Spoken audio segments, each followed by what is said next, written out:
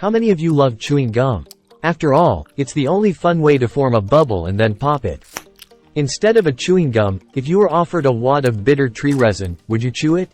Today we will unravel the history behind 4 of the world's oldest chewing gums that are more than just gums.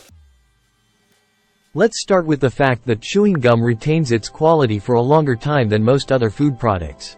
First of all, it's water resistant, which means that the evidence trapped within it won't be casually washed away over time.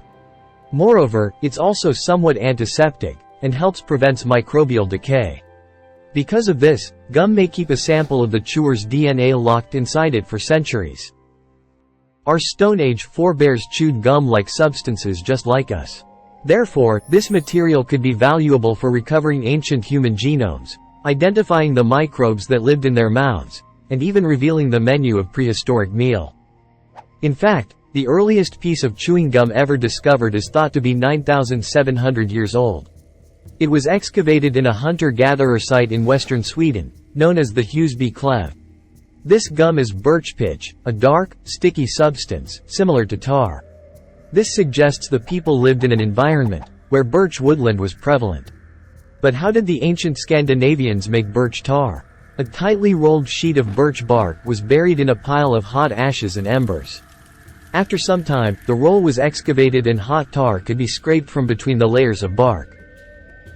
The researchers examined 3 such pieces of the chewed resin and identified human DNA in them. In total, the tar pieces captured the DNA of 2 females and 1 male.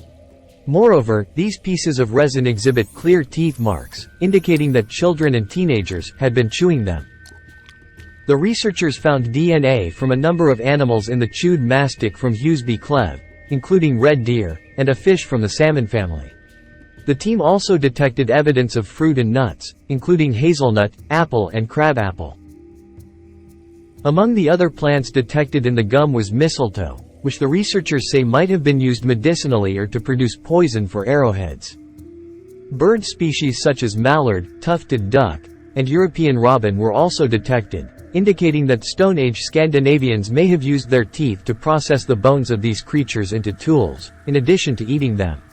The researchers also identified the DNA of several canids, including red fox, Arctic fox, and wolf. According to the authors, these animals were probably hunted for their furs, and people may have used their teeth at some point in the preparation of these pelts for clothing. The team of paleontologists were also able to determine that some of the DNA of non-human origin belongs to organisms such as bacteria and fungi. Firstly, the kind of bacteria that would be expected in an oral microbiome was found. Secondly, traces of bacteria which are indicators of tooth decay were also found.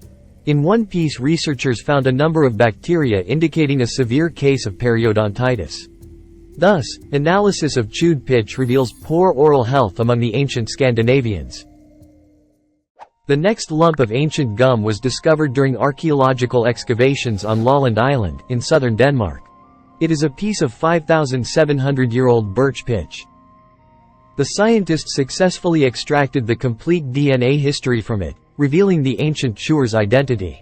The genome revealed this person was a female.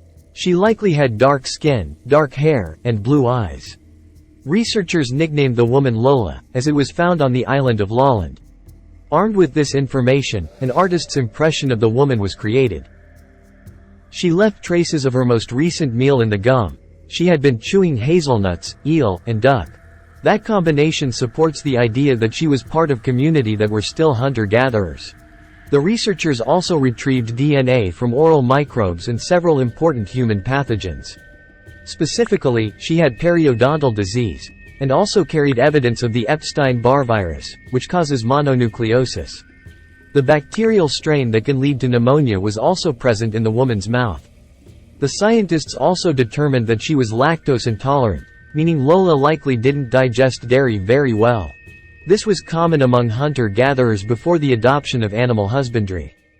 The third and fourth samples of birch pitch were found in Lake Constance and Finland. According to the analysis of dental impressions, the lumps of resin were chewed mainly by young people. However, scientists have not yet been able to extract a complete sample of human DNA from pieces of German and Finnish birch pitch.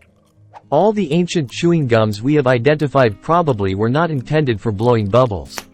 Hunter-gatherers likely chewed the resin to use as glue for making tools and weapons. They could also use the arboreal glue to patch a leak in a boat, or birch bark canoes.